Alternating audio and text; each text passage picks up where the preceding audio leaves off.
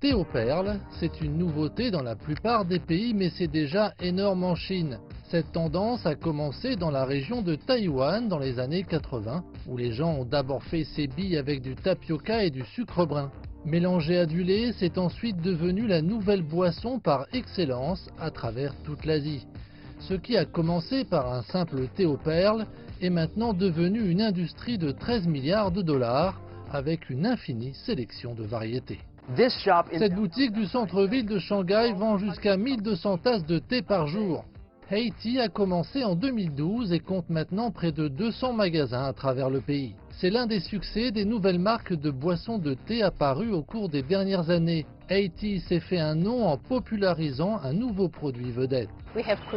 Nous avons créé un nouveau type de thé appelé Chiso Tea. Nous avons ajouté une épaisse mousse de fromage sur le thé infusé, ce qui offre aux consommateurs un goût plus riche du thé.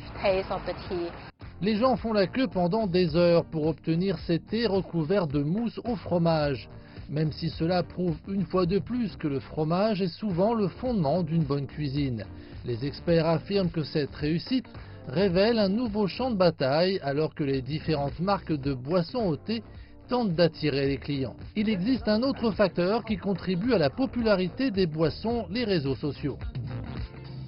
Si nous savons une chose sur les millénaires, c'est qu'ils publient leur nourriture et leurs boissons préférées. Nous essayons d'introduire l'inspiration et notre sens du design dans la marque et auprès de nos consommateurs, les jeunes. Nous essayons de leur faire aimer non seulement les tasses qu'ils achètent, mais aussi la marque Haiti. La compétition est en surchauffe. De nombreuses autres marques tentent de créer un produit vedette. Certains ajoutent de la cassonade au thé au lait, d'autres vendent des boissons avec du pain. Toutes ces autres marques tentent de trouver la prochaine sensation de l'heure sur l'Internet. Haiti lance environ 4 nouvelles boissons tous les mois et se concentre désormais plus sur les fruits frais.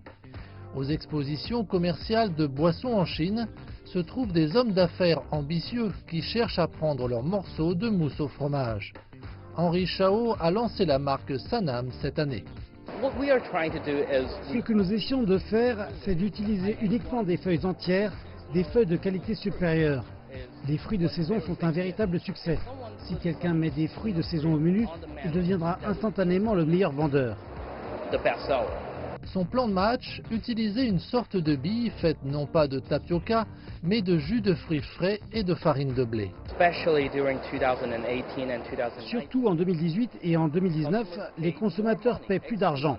Ils paient plus juste pour vivre l'expérience de la créativité en matière de boissons. En fin de compte, il s'agit tout simplement d'apporter à la table une bonne tasse de thé.